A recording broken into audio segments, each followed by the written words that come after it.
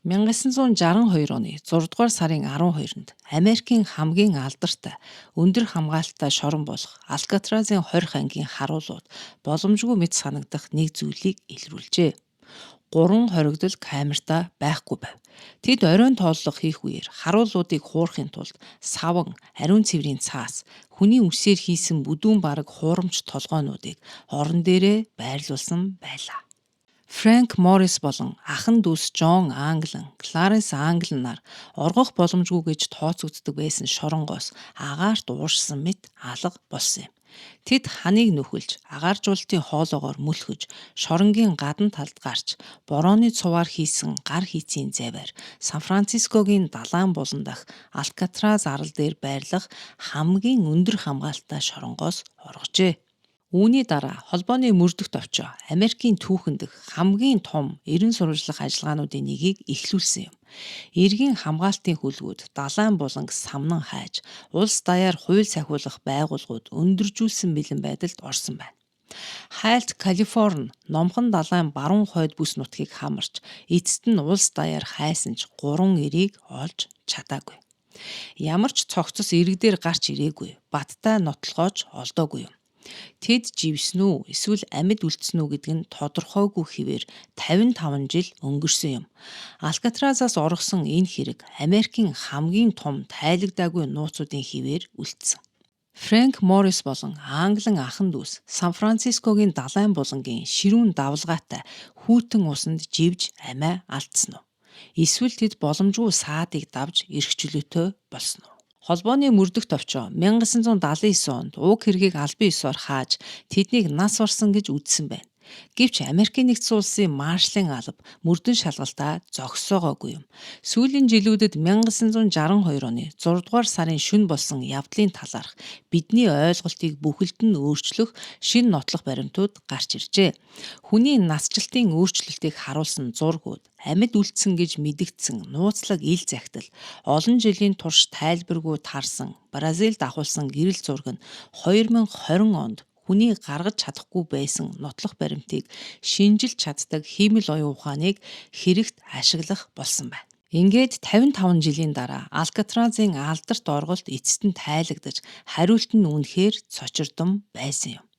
1962 онд болсон энэ орголт яагаад тийм онцгой байсан бэ гэдгийг ойлгохын тулд Алкатраз нь 30 жилийн турш Америкийн хамгийн өндөр хамгаалалттай шорон гэж тооцогдож байсан талаар ойлгох хэрэгтэй. Алкатразын холбооны 20 анги 1934 онд Сан Францискогийн далайн булангийн дунд байрлах 8.9 га хэмжээтэй газартай хадархаг арал дээр баригдсан. Энэ арал нь Сан Францискогийн эргээс ойролцоогоор 2 км-ийн зайд байрладаг. Усан дээгүүр хотын гэрлүүд анивчхыг харахад арал эргээс ойрхон юм шиг хэрнээ далайн хүйтэн ширүүн урсгалт усанд хүн сэлж их газарт хүрэхийн аргагүй хол зайтай байсан юм. Энэхүү шорон нь Америкийн хамгийн аюултай, оргох өндөр магадлалтай гэмт хэрэгтнүүдийг хорих зорилгоор баригджээ. Мафийн толгойлогчид, алуурчид, зэвсэгт дээрэмчид зэрэг энгийн шоронд тогтоон барьж чаддаггүй хүмүүсийг энд авчирч хордог байсан. Тэнд Эл Капон хоригдож байсан бөгөөд мөн Жорж Машин Ган Келли, Роберт Страуд нарч мөн хоригдож байв. Тэд бусад шоронгуудад дийлдэггүй хоригдлууд байсан юм. Гэхдээ Алкатразын жинхэнэ хамгаалалт нь бетонон хан, харуулын цамхаг, эсвэл зэвсгэлсэн хамгаалалт биш байлаа. Харин байгалийн тогтцол нь өөрөө өндөр хамгаалалт болж байв. Алкатразыг хүрээлсэн ус жилийн турш дунджаар 10-аас 13 градус Цельс хэмтэй байдаг бөгөөд ийм хүйтэн усанд орвол 20 минутын дотор хүний биед гипотерм үүсэх боломжтой. Гипотерм гэдэг нь хэвийн үед хүний биеийн температур ойролцоогоор 36.5-аас 37 градус Цельс байдаг. Гипотерм үүсвэл биеийн гол эрхтнүүдийн хамгаалах механизмууд суларч, цусны эргэлт удааширч, биеийн температур 35 градус Цельсиэс доош буурна. Үр дүнд нь нэгт булчингийн хөдөлгөөн удааширч сулдна. 2 өөрийгөө хянах чадваргүй болж хяналтгүй үйлдэл гаргана. 3 зүрх судасны үйл ажиллагаа суларч, амьсгал удааширснаар амиа алдах юм. Мөн арал орчмын далайн урсгал нь маш аюултай. Оргил үедээ 10-аас 13 км/цагийн хурдтай урсаж, туршлагатай усан сэлгчид хүртэл номхон далай руу туугдах, эсвэл хад мөргөж амиа алдах аюултай тулгардаг байсан. Арлын гүн усанд авраг акулууд ч эргэлдэж байдаг. Хэдийгээр акулын дайралт ховорч, эргээс хол зай, тэсгэм хүйтэн ус, ширүүн урсгал нь Алкатрас шоронгийн хамгийн хүчтэй хамгаалалт болж байжээ. Шоронгийн удирдлагууд шоронгийн нэр хүндийг зориудаар бий болгож, идэвхтэй сурталчилж байв. Тэд Алкатразаас оргож гарна гэдэг боломжгүй зүйл хэмээн олон нийтэд байнга мэдэгддэг байсан. Шоронгоос 29 жилийн хугацаанд хэн ч оргож чадаагүй бөгөөд энэ мэдэгдлийг батлах мэт харагддаг байлаа. Алкатрас шоронгоос нийт 36 хүн 14 өөр өөр тохиолдлоор орголт хийхийг оролдож байсан. Тэдний ихэнх нь даруй баригдсан. Зарим нь оргох үеэр буудуулж амиа алдсан байна. 2 хүн живж цогцыг нь олсон, харин 5 хүн хизээч олдоогүй бөгөөд албан ёсоор нас барсан гэж бүртгэсэн. 1962 он хүртэл хинч Алкатразаас оргож амьд гарч чадна гэдгийг баттай нотолж чадаагүй юм. Иймээс оргох боломжгүй шорон гэсэн нэр хүнд нь хэвээр үлдсэн байна. Гэвч энэ нэр хүнд удахгүй бүхнээ алдахад бэлэн үл тайлагдам орголтыг хийж чадсан 3 хүний сорилттой тулгарсан. Фрэнк Моррис 1962 онд 35 настай банк дээрэмдсэн хэрэгээр ял эдэлж байсан. Гэвч Моррис жирийн гэмт хэрэгтэн биш байлаа. Түүний IQ 133 байсан нь суут ухаантны түвшинд тооцогддог бөгөөд өмнө нь бусад шоронгоос олон удаа оргож байсан түүхтэй. Тэрээр Луизиана, Флорида мужуудын шоронгоос ухаалаг арга, нарийн төлөвлөгөө ашиглан оргож байсан. Алкатрас бол түүнийг насаар нь хорж чадна гэж үзсэн шорон байсан юм. Мөн Жон Англан 32 настай, түүний дүү Кларенс Англан 31 настай байсан. Тэд банк дээрэмдсэн хэрэгээр ял эдэлж байв. Ахын дүүс Флоридагийн Раскин хотод фермер гэр бүлд 14 хүүхэдтэй айлд төрж өссөн. Тэд бага наснаасаа Мексикийн булангийн далайн хүйтэн хүчтэй урсгалтай усанд сэлж сурсан байв. Тэд өмнө нь холбооны хид хідэн шоронгоос оргохыг оролдож байсан. Тэр дундаа Атлантагийн холбооны 20 ангаас оргох оролдлогын дараа Алкатрас руу шилжиж ирсэн байдаг. Эдгээр 3 хүн Алкатразад өөр өөр цаг үед ирсэн ч эцэст нь шоронгийн үндсэн 20 хэсэг болох бие блокт хоорондоо ойрхон камеруудад хоригдож байсан. 1961 оны сүүлчээр тэд урд өмнө хизээж байгаагүй зүйлийг төлөвлөж эхэлжээ. Эхэндээ тэдэнтэй ойролцоох камерт байсан. Өмнөд бусад шоронгоос оргож байсан туршлагатай хоригдол Алан Вест нэгдсэн байна. Ингээд 4 хүн Америкийн шоронгийн түүхэнд хамгийн нарийн, төвхтэй, ухаалаг орголтын төлөвлөгөөг хэрэгжүүлж эхэлжээ. Тэдний боловсруулсан төлөвлөгөө хэдэн сарын турш маш нягт нямбай бэлтгэл шаардсан бөгөөд асар их овсгой самбаа, төвчээр зохион байгуулалтыг шаардаж байв. Оргох төлөвлөгөө. 1-р үе шат. Багаж хэрэгсэл хийх. Тэд өөрсөддөө хэрэгтэй зүйлсээ зүгээр л худалдаж авах боломжгүй байсан нь мэдээж. Тиймээс шоронд олдож болох материалуудаар өөрсдөө хийх хэрэгтэй болсон. Тэд хоолны газраас халбаг хулгайлж, бетонын гадаргуу дээр ирлэн гар хийцийн ухах багаж болгожээ.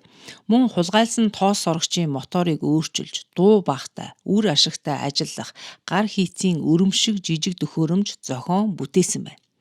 Багаж бүрийг нууцлах, өөрчлөлт бүрийг хэнд ч мэддэхгүйгээр хийх шаардлагатай байв. 2-р үе шат. Хонгил ухах ажиллагаа. Бие блокийн камерын ханнууд хуучин 20-р зууны ихээр баригдсан байсан бөгөөд далайн булангаас орж ирдэг чиглэг, давстай агаарт олон жил цохиулсны улмаас бетон нь муудсан байв. Хоригдлууд камерынхаа ард талд байрлах агаар жуултын сараалчны эргэн тойрон дэх бетоныг төвчээртэй уйггүй оролдлогоор баг багаар ховхолж болдгийг олж мэджээ. Орой бүр 21 цаг 30 минутанд шоронгийн гэрэл унтарсны дараа тэд хэдэн цагаар ажиллаж бетоныг жижиг жижигээр ховхолж альчуураар хийсэн гар хийцийн ууданд цуглуулдаг байв. Дараа нь өдрийн дасгалын үеэр шоронгийн хашаанд асгах эсвэл жорлонд урсган зайлуулж байжээ. Камерын ханны ард засвар үйлчилгээний зориулттай ойролцоогоор 1 метрийн өргөнтэй коридор байсан бөгөөд энэ нь бүх камеруудын блокоор дамжин үргэлжилдэг байв. Энэ коридорыг заримдаа засварын ажилтнууд ашигладаг байсан ч ерөнхийдөө хяналт багтаа хамгаалтгүй орхигддог байжээ. Хананд гаргах нүх нь насанд хүрсэн хүн шурган гарахад хангалттай хэмжээтэй байх ёстой байсан. Ойролцоогоор 23 см өргөн, 33 см урт. Энэ ажил маш удаан, нарийн төвөгтэй, бас аюултай байв. Хэрвээ харуулууд хан хусах чимээг сонсох, эсвэл тоош шороог анзаарах юм бол төлөвлөгөө тэр даруйд нурж мэдэх байлаа. Тэд ээлжлэн ажиллаж, нэг нь илэрсэн ч нөгөөдүүл нь анзаарагдахгүй байх боломжийг бий болгов. 3 дугаар үе шат. Нуун далдлах систем. Өдрийн шалгалтын үеэр нүхэлсэн ханыг нуухын тулд тэд хуурамч агааржуулалтын сараалж хийжээ. Үүний тулд шоронгийн үйлдвэрийн хэсгээс хулгайлсан картон цаасыг ашигласан байна. Тэд картон цаасыг жинхэнэ төмөр сараалжны хэмжээтэй яг адилхан тааруулан зүсэж, шоронгийн засварын материалаас нууцаар авсан будгаар өнгийг нь яг адилхан буджээ. Өдрийн цагаар эдгээр хуурамч сараалжийг агааржуулалтын нүхэн дээр маш болгоомжтой байрлуулж, саван болон цавууны холимгоор тогтоодог байв. Харин шүн амархан авч ажлаа үргэлжлүүлэх боломжтой байсан. Хитгэн алхмын зайнаас ч энэ нь жинхэнэ сараалжнаас ялгагдахааргүй хийгджээ. Гэвч тэдний нуун далдлах стратегийн хамгийн гайхалтай хэсэг нь хуурамч толгоонууд байв. Тэд саван, ариун цэврийн цаас, бетонын үүрэмгийг хольж, дээр нь шоронгийн үсчний газрын шалнаас цуглуулсан хүний үсийг ашиглан амьд мэд харагдах толгоонуудыг уралсан байна. Нүүрний хэлбэр онцлогийг хүртэл гаргаж, арьсны өнгийг зургийн хэрэгслээс хулгайлсан будгаар будсан. Эдгээр хуурамч толгоонуудыг шүн тооллогын үеэр орон дээрээ байрлуулж, хоригдлууд тайван унтаж байгаа мэт итгэл төрүүлэхүйц хуурамч дүр төрхийг бий болгодог байв. Үнэндээ тэр үед тэд засварын коридорт ажиллаж, эсвэл орголтын замаа төлөвлөж байсан юм. 4-р үе шат. Хөвөх хэрэгсэл хийх. Камераас гарах нь зөвхөн эхлэл байлаа. Тэдний өмнө Сан Францискогийн далайн булан гатлах амь насанд аюултай сорилт байсан. Үүний тулд тэдэнд хүйтэн ус, хүчтэй урсгалд хөвөх зав хэрэгтэй болсон. Тэд шоронгийн агуулгаас удаан хугацаанд системтэйгээр 50 гаруй борооны цувыг хулгайлан цуглуулжээ. Борооны цувыг ашиглан том зав болон аврах хантаазууд ойж хийсэн байна. Энэ ажил маш нямбай, үнэндээ гар аргаар хийгдсэн бөгөөд боломжтой бүх материалаар гар хийтийн зүү хүртэл хийсэн байдаг. Тэд эрзэнэн материалтай борооны цувны материалыг шоронгийн цехээс хулгайлсан цавуугаар нааж, далайн хүйтэн ус болон хүчтэй сэлүүрдэх үед ус нэвтрэхгүй байх ойдлоор ойсон. Мөн цехээс олдсон материалаар модон сэлүүр хийж, камер шалгалтын үед өөр зүйл мэт харагдуулан нуун далдалсан байна. 5 дугаар үе шат. Орголтын маршрут. Орголтын шөнийн төлөвлөгөө маш нарийн, олон үе шаттай байв. 1. Камерын хананд гаргасан нүхээр шурган бие блокийн ардах засварын коридорт орно. 2. Тэндээсээ дээвэр рүү гардаг агааржуулалтын босоо хонглоор авирна. 3. Дээврээр дамжин шоронгийн хойд хэсэгт хүрнэ. 4. 50 гаруй ор хүнжлийн даавууг сүлжиж хийсэн олсоор шоронгийн гадна ханаар доош бууна. 5. Арлын хадрахаг эргээр дамжин усанд хүрнэ. 6. Дараа нь жижиг баян хуур хөгжмөөр хийсэн гар хийцийн насосоо ашиглан завиа хийлж, шөнөөр далайн булан руу сэлүүрдэн гарна. Энэхүү төлөвлөгөө төгс цагийн тохиргоо, бүрэн чимээгүй байдал, мөн өндөр эрсдэлтэй аз шаардсан орголт байв. Хэрвээ нэг харуул ямар нэгэн с ิจ гтэй зүйл анзаарсан бол, нэг багаж яг хэрэгтэй үедээ эвдэрсэн бол, эсвэл далайн төрөлгийн тооцоололд багахан алдаа гарсан бол, тэр даруй баригдах, эсвэл хүйтэн усанд амиа алдах эрсдэлтэй байв. 1962 оны 6 дугаар сарын 11-ний шөнө олон сарын бэлтгэлийн дараа орголт эхэлжээ.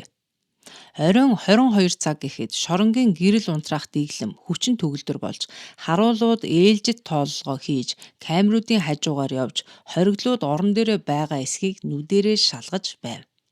Хуурамч толгоонууд яг төлөвлөсөн ёсоор ажилласан бөгөөд харуулууд Фрэнк Моррис болон Англин ахын дүүсийн камеруудын хажуугаар өнгөрөхдөө тайван унтаж байгаа мэт харагдах 3 хоригдлыг харжээ. Фрэнк Моррис болон Англин ахын дүүс өөрсдийн хийсэн хуурамч агааржуулалтын тагийг болгоомжтой авч хэдэн сарын турш гаргасан нүхээрээ мөлхөн камерын ард байрлах засварын коридорт гарсан байна. Харин дөрөв дэх орогдол болох Алан Вестэд аз тохиосонгүй.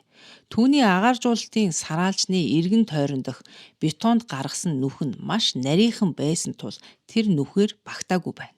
Ингээд оргон зугтах төлөвлөгөөг орхих уу эсвэл Алан Вестийг орхих уу гэсэн хүнд сонголтын өмнө Фрэнк Моррис болон Англин ахын дүүс тулгарсан байна. Эцэст нь тэд маш хүнд шийдвэр гаргаж Алан Вестийг орхин цааш үргэлжлүүлэхээр болсон. Хожим Алан Вест камертаа үлдэж, бүрдэн байцаагчтай хамтран ажиллаж, оргох төлөвлөгөө хэрхэн бэлтгэгдсэн талаарх маш чухал мэдээллүүдийг өгсөн юм. 3 орогдол агааржуулалтын босоо хонглоор дээш авирч дээвэрт хүрчээ. Энэ нь нарийнхан босоо хонгол байсан бөгөөд тас харанхуй бачуурам хонглоор баг багаар дээш ахих шаардлагатай маш хүнд авиралт байв. Шоронгийн бүртгэл болон мөрдөн шалгалтаар тэд дээврийн гарцад амжилттай хүрснийг баталсан байдаг. Дээврээс тэд шоронгийн барилгын хойд зах руу явж сүлдсэн орны даавуугаараа хийсэн олсоо дээврийн нэг бэхэлгээнд уйж ойролцоогоор 15 м өндрөөс доош буужээ. Гар хийцийн олс нь 3 хүний жинг ээлж дараалан дааж чадсан байна. Тэд арлын хойд эргийн хадрахаг хэсгийг туулж жижиг баян хуур хөгжмөөр хийсэн насоосоо ашиглан завиа хийлж шүн дунд Сан Францискогийн далайн булангийн харанхуй гүн хүйтэн усанд гарчээ. Тэр үед далайн төрлөг буусан үе байсан бөгөөд энэ нь тэдэнд тус болж далайн ширүүн урсгалд цохиулалгүй эрэгт хүрэх боломжийг өгсөн. Ингээд тэд харанхуйд уул мөргүү алга болсон байна. 1962 оны 6 дугаар сарын 12-ны өглөө 7 цагийн тооллогоор харуулууд энэ орголтыг илрүүлсэн. Хуурамч толгойнууд олдож юу болсон нь тэр даруй ойлгогдсон байна. Камерын хананд гаргасан нүхнүүд ил болж нарийн төлөвлөсөн орголтын уул мөр илрэн хоригдлууд алга болсныг тогтоосон. Хэдхэн цагийн дотор Алькатраз бүрэн хөл хорионд орсон байна. Үлдсэн бүх хоригдлыг камерт нь хорж холбооны мөрдөх товчоонд мэдэгдэн агентуудыг яаралтаа илгээсэн. Америкийн нэгдсэн улсын эргийн хамгаалтын алба далайн буланг самнан хайхаар хөлгүүдийг гаргаж Калифорни даярах цагдаагийн байгууллагуудыг өндөржүүлсэн бэлэн байдалд оруулжээ. Ингээд Америкийн түүхэнд хамгийн том зохион байгуулалтаа эрен сурвалжлах ажиллагаануудын нэг эхэлсэн юм.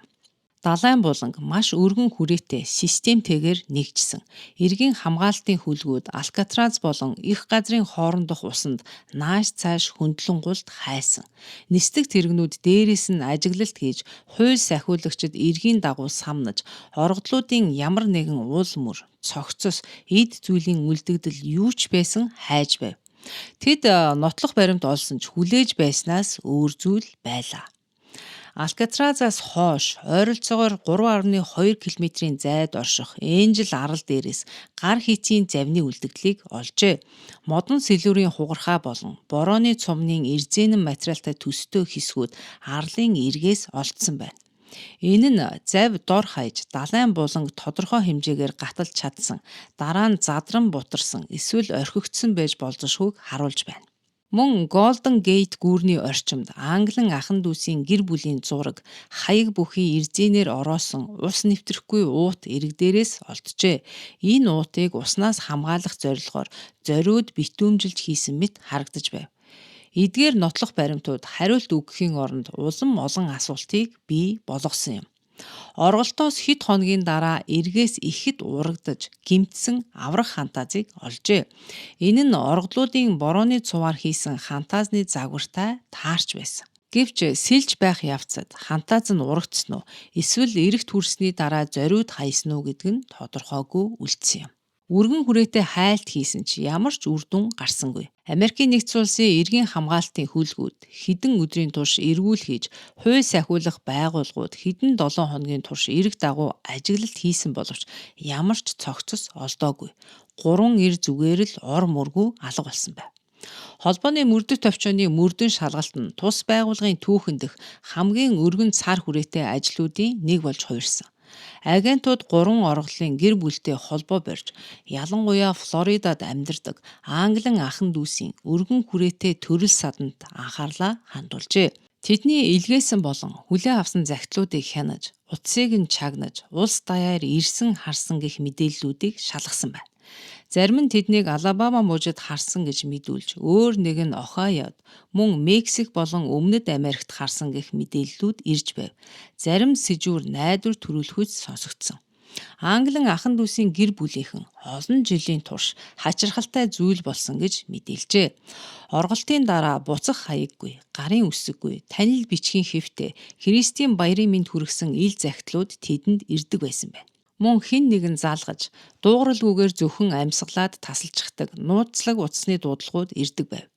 Зарим гэрэл зургууд ах дүүсийг харуулж байгаа мэт байсан ч ямар ч тайлбаргүй ирсэн бөгөөд баталгаажуулах боломжгүй байлаа.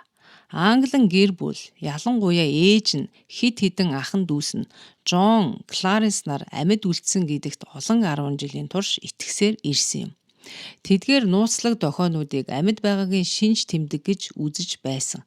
Хаа нэгтээ нуугдаж шууд холбоо барьж чадахгүйч тэд гэр бүлдээ амьд мэд яваагаа мэдэгдэхийг хүсч байсныг илтгэж байв. Гэвч итгэл бол нотолгоо биш. Холбооны мөрдөх товчооны мөрдөн шалгалт өргөн цар хүрээтэй маш эрчимтэй байсан ч тэднийг амьд үлдсэн гэдгийг батлах тодорхой нотолгоо олдоогүй.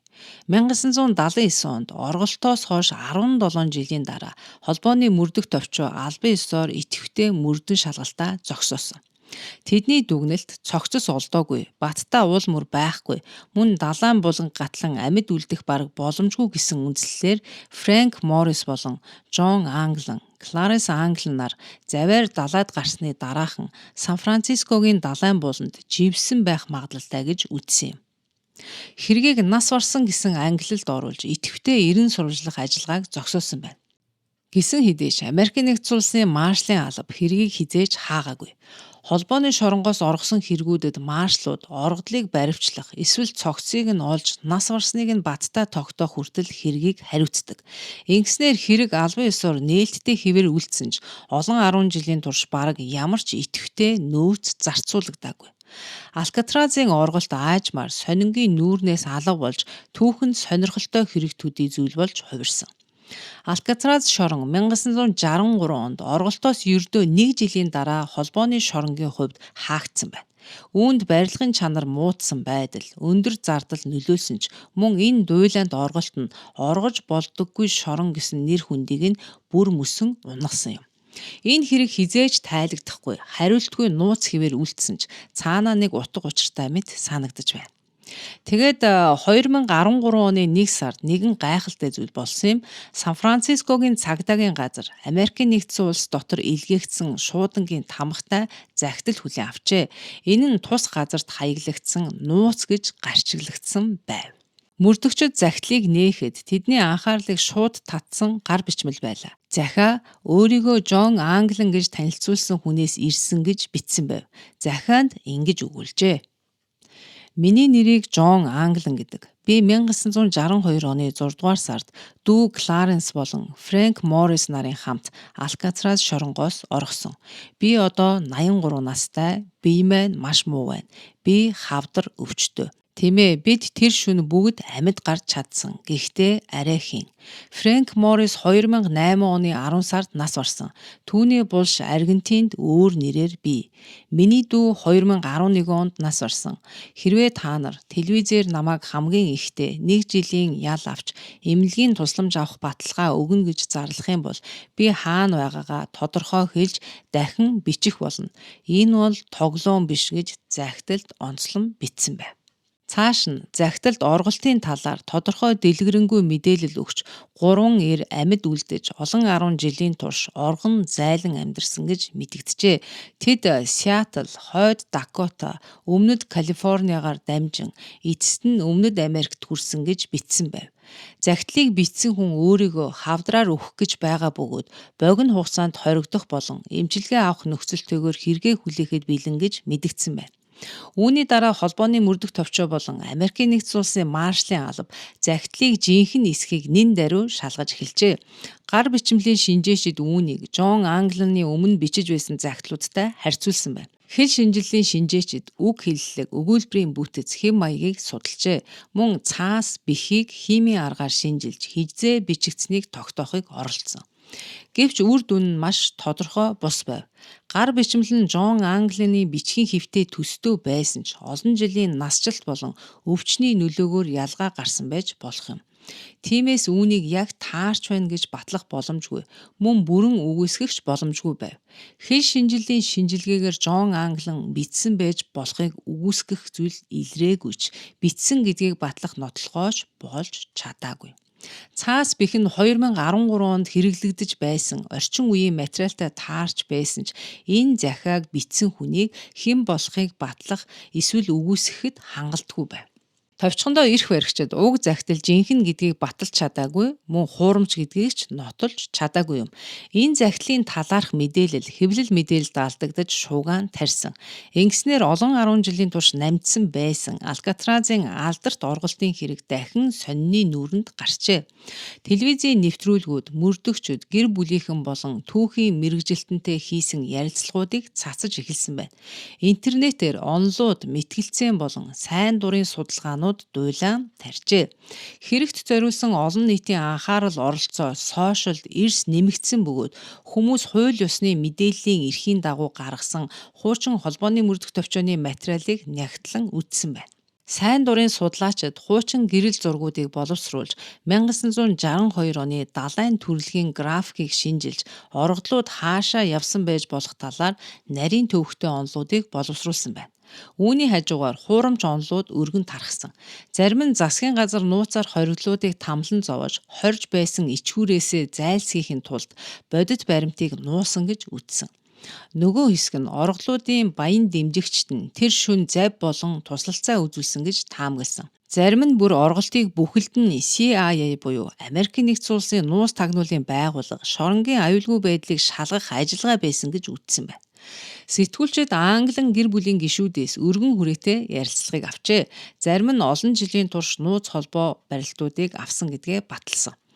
Англин ахын дүүсийн эгч сэтгүүлчдэд олон жилийн турш хүлээн авсан гарын үсэггүй Христийн баярын мэдчилгээний ил захидлуудаа харуулсан бөгөөд үүнийг ах дүүсээсээ ирсэн гэж үздэг байна. Нэг үеэл нь орголтын дараах жилүүдэд Жон Англин болон Кларенс Англин нарыг харуулсан гэж таамагласан гэрэл зургийг үзүүлжээ. Энэ нь 1975 онд Бразилд авсан гэж таамагласан гэрэл зураг байсан юм. Энэ зураг анх 1975 онд Англин гэр бүлийн нэг найз нь шуудангаар буцах хаяггүй тэмдэглэлгүйгээр хүлээж авсан байдаг. Энэ зурагт 40 орчим настай хоёр эрэгтэй хүн зогсож байгааг харуулсан бөгөөд тэд энгийн хувцас өмссөн, нарны гэрлээс шалтгаалж гүн борлсон арьстай байв. Тэд Жон Англин болон Кларенс Англин нартай гайхалтай төстэй байсан боловч 1962 оны наснаасаа 13 насаар ахмаг өөр үсний засалттай нилээд хөгшин харагдаж байжээ. Гэр бүлийнх нь энэ зургийг олон жил хадгалж сэтгүүлчид болон мөрдөгчдөд заримдаа харуулж энэ нь тэднийг амьд үлдсэний нотлогой байж болохыг итгэсэн ч үүнийг тодорхой шинжлэх технологи тухайн цаг үед байгаагүй учраас зураг зөвхөн баталгаажаагүй сонирхолтой ч нотлохоо бус хэвээр үлдсэн байна. Ингэж явсаар 2015 онд History Channel-ийн орголтын тухай баримтат кинон дээр ажиллаж байсан шинжээчдийн баг Бразилийн гэрэл зургийн өндөр наривчлалтай сканер харсан байна. Тэд тухайн үед боломжтой хамгийн сайн нүүр царай шинжлэх арга техникийг ашиглан гэрэл зурагдах ирчүүдийг Англин ахын дүүсийн шоронд орхосоо өмнөх гэрэл зургуудтай харьцуулсан байна. Нүүрний шинжилгээнд тодорхой онцлогуудыг авч үзсэн. Нүдний хоорондох зай, хамрын урт ба хэлбэр, эрүүний бүтэц, чихний байрлал болон нүүрний нарийн онцлогтой харьцуулах, тархины ясны бүтэц болон биеийн ерөнхий бүтэц байв. Хүний нүүрний хэмжээс нь хөгшөрсөн ч ихэвчлэн өөрчлөгддөггүй. Хүний жин нэмэгдэх, эсвэл хасагдах боломжтой. Үс бууралдах, эсвэл халцрах боломжтой. Арьс үрчлээдэж болно. Гэхдээ хүний ясны үндсэн бүтэц өөрчлөгддөггүй. 2015 онд хийсэн шинжилгээ Бразилийн гэрэл зурагдах ирчүүд болон Англин ахын дүүсийн хооронд тодорхой төстэй байдлыг илрүүлсэн байна. Нүүрний геометр нь насжилт болон гэрэл зургийн чанарыг тооцож үзэхэд хүлээгдэж буй хүрээнд тохирч байв. Гэхдээ шинжээч эцсийн дүгнэлтэнд хүрээгүй. Учир нь тодорхой үед ашиглагдаж байсан технологи ба аргачлал нь хууль ёсны нотлох баримт шаардсан статистик баталгааг хангах боломжгүй байсан юм. Баримтат кино гарч шинжилгээний үр дүнг үзүүлснээр олон нийтийн анхаарлыг дахин татсан боловч асуулт хариултгүй хэвээр үлджээ. Энэ үнэн байсан уу? Жон Англин болон Кларис Англин нар Алькатразаас оргож 13 жилийн дараа Бразилд амьд мэнд байгаагаар гэрэл зурагт буужээ. 2020 онд хиймэл оюун ухаан гэх технологи хөгжснөөр уг асуултанд урьд өмнө байгаагүй наривчлалтай хариулах боломж гарсан. Хиймэл оюун ухаанд мэргэшсэн судлаачдын баг Бразилийн гэрэл зургийг авч орчин үеийн сургалтын алгоритмуудыг ашиглан нүүр царайны шинжилгээнд оруулсан. Эдгээр хиймэл оюун ухааны системүүд нь сая нүүрний зураг дээр сургалт хийж хүний боломжийг давсан наривчлалтайгаар нүүрний онцлогийг таньж хэмжих чадвартай болсон байв. Хиймэл оюун ухаан нь хүний нүдтэй адилхан хүний нүүр царайг хараад дүгндэггүй. Энэ нь мянган өгөгдлийн цэгийг шинжилж нүүрний бүх онцлогийг нарийн геометрийг өөр хэмжээсүүдийн харьцааг царай бүрийн өвөрмөц байдлыг бий болгодог нарийн тэгш бус химийг мөн насжилт, жин, гэрэл зургийн чанарын ялгаанаас үл хамааран өөрчлөгддөггүй ясны бүтэц зэргийг тооцон гаргадаг байна. Хиймэл оюун ухаан нь 1975 оны Бразилийн гэрэл зураг дахь ирчүүдийг тэдний шоронд орохоос өмнөх гэрэл зураг, гэр бүлийн зураг, холбооны мөрдөх товчооны эрен сурвалжлах самбарын зурагтай тус харьцуулжээ. Шинжилгээ хэдэн 7 хоног үргэлжилсэн. Алгоритмууд хэдэн 10 давтагдсан туршилт хийж, насжилт, гэрэл зургийн ялгаа, биеийн жингийн өөрчлөлт, 13 жилийн хугацаанд нүүр царайны төрхөнд нөлөөлж болох бүх хүчин зүйлсийг тооцсон байна. Шинжилгээний үр дүн гайхалтай байв. Бразилийн зурагт зүүн талд буй эрийг Жон Англинтай харьцуулсан хиймэл оюун ухаан магадлалыг 85-аас 90% гэж тооцсон.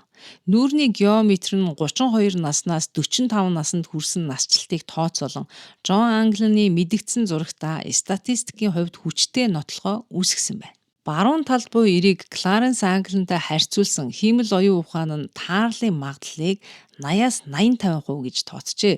Нүүрний хэмжээс нь орголтоос 13 жилийн дараа Кларис Англин байх магадлалтай тохирч байв. Эдгээр нь абсолют баталгаа биш. Нүүр таних хиймэл оюун ухаан нь маш наривчлалтай боловч төгс биш. 1975 оны гэрэл зургийн чанар 100% баталгаатай гэж дүгнэх боломжийг хязгаарлаж байв.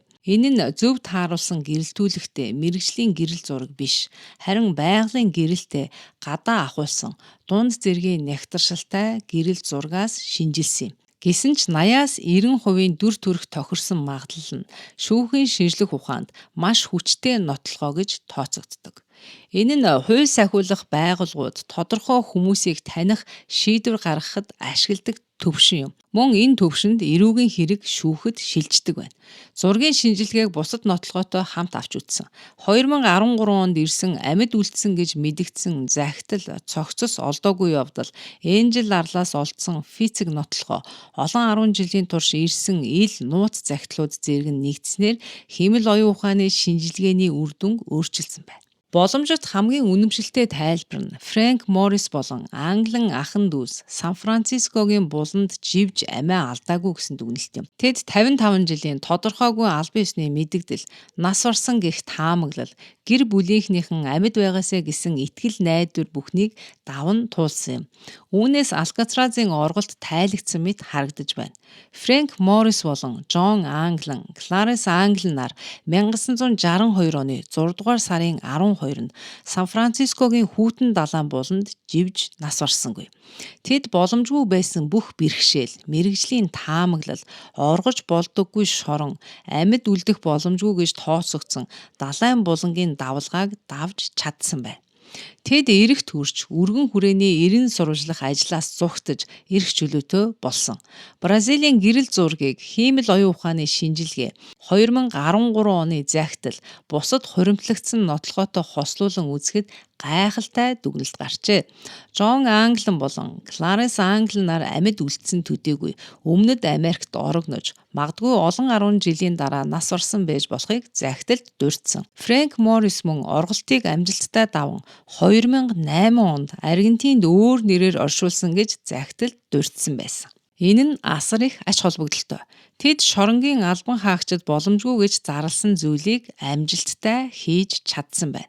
Байгалийн давшгүй хүчийг давсан. Америкийн түүхэнд хамгийн том эрен сурвалжлах ажиллагаанаас зугтаж чадсан. Шинэ үнэмлэх, оршин тогтнох нэр үүсгэж, албан ёсоор нас барсан гэж бүртгэгдсэн байсан ч 50 жил буюу түүнээс ч олон жил чөлөөт амьдралаар амьдарсан.